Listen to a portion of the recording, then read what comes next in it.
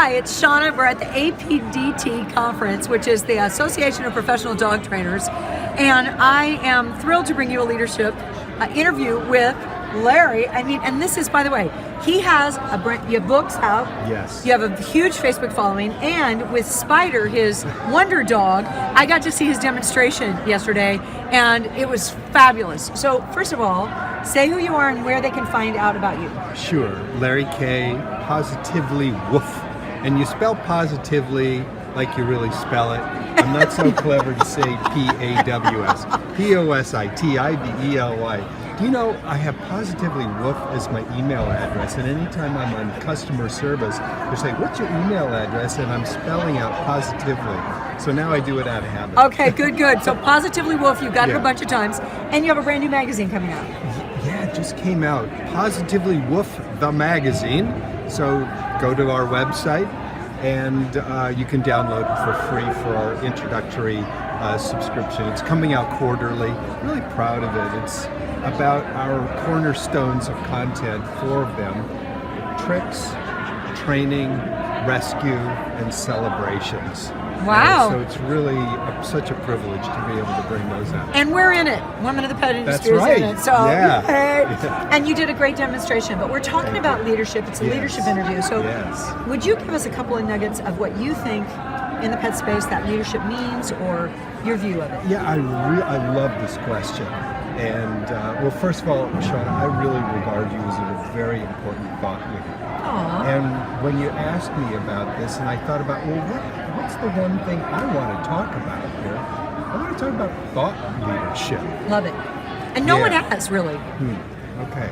So because I've begun performing and demoing and stuff like that, it's given me the opportunity to think about, well, what is thought leadership? What makes a good thought leader?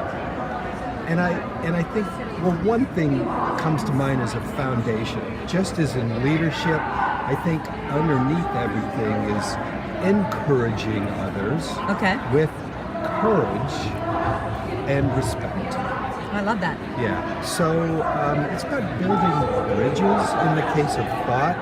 So I think some of the qualities that thought leaders need to have are being an expert and a visionary. So those two, there's some overlap with the two, and there's also something that's separate where the two really synergize together in a nice way. Expert and visionary. One of my favorite thought leaders in the business space is Malcolm Gladwell. Oh, I love him. Yeah. You know, and some years ago he came out with this book, The Tipping Point. Yes. And one of the nuggets I got from The Tipping Point was, how do we get to that 20% rule of thumb tipping point, right?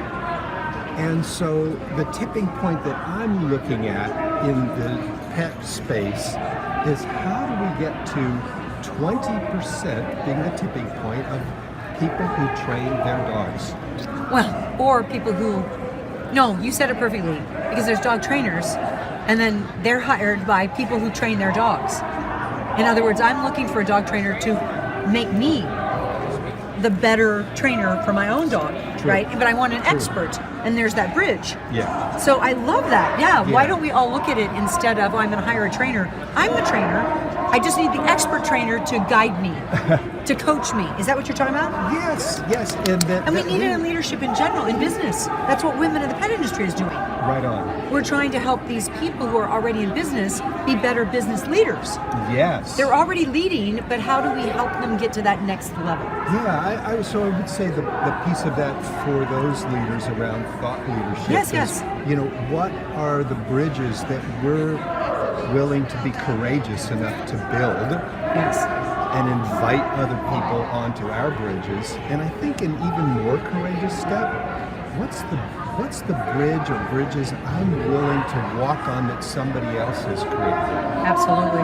And that means we have to give them credit that they built that bridge, or that they've started the bridge and we're going to continue the bridge. Yeah. We have to. In my mind, we have to. One quick example, in the world of dog training, when I first published my first dog training book back in 2010, positively, Woof, I was going to say, positive reinforcement Right. dog trainer, positive dog training was still a little fringy and moving toward mainstream, and the old school aversive ones were still more dominant, if you will. And That's a good word. Yeah, right. And now, 10 years later, Yes. it seems that positive dog training has really become into the fore. And so in a way, it's our bridge. How do we enlarge that bridge? How do we invite people onto that bridge? And whose bridges are we willing to cross onto and cross over in order to enlarge this world to get to that 20% tipping point? You're asking a great question, and now we get to ask you.